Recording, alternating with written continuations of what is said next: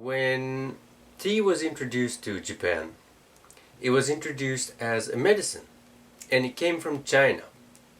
And there's this very interesting anecdote actually from a Chinese herbiologist, and someone who researched plants and ate different plants, leaves, branches, roots from whatever he could find.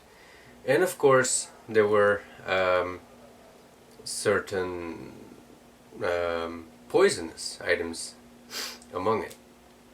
And if it were just him eating that poisonous plant, he might have died many times. But what he did each time to cure himself from the poison is to eat tea leaf. So he used the tea plant actually to heal himself. And in that type of Chinese stories, that basically meant, to what I gather from the story, that it was believed that green tea had such a powerful and strong effect. Now at that time it basically were, I think, the leaf of the tree picked, as it were, and ground into like fine powder or crushed together. And it was mixed into something that we know today as a thick tea, which is a very thick and sturdy, deep green broth. And that was, even in Japan, when it came into Japan, used to cure several illnesses. For example, the most renowned and one that actually comes back in several stories as well is how green tea was very good to cure a hangover next morning after a lot of drinking. And one of the stories was that the Zen monk who actually brought tea into Japan offered a bowl of tea to one of the shogun, who had a rough night and woke up with a hangover and said, "Oh, my head hurts so much."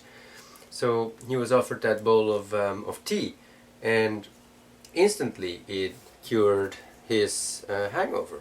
So he was very happy about that, and he said, "I want more of this, so start planting some tea in my country." And that is one of the stories of how tea got introduced into Japan. Quite a funny story, I think.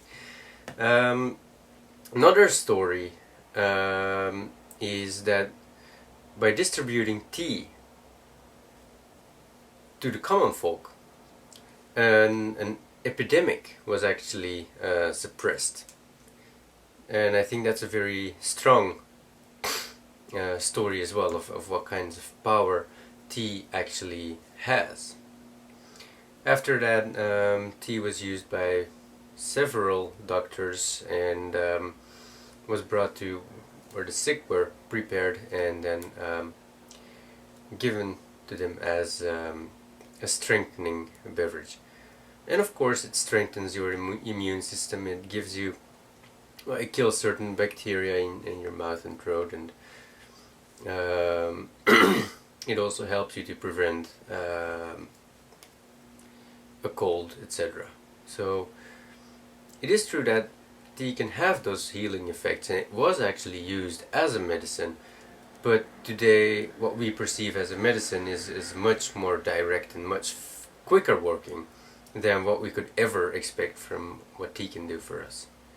So that's a little bit what I wanted to add to yesterday's video, and I hope you enjoyed the few stories that I mixed in today's episode as well. So I'll be closing up here. Just one thing, it's getting really hot in Japan. It's about 30 degrees Celsius now. Humidity is rising because a few days ago the raining season started, and now I just need to use my fan to actually keep cool because it's stinking warm in my working room here. So I'll keep waving some air in my face to endure the heat, and it's not even summer yet, so I'll be looking forward to that as well. And I hope you can look forward to a few videos on what's coming up in summer. But thank you for watching today's episode.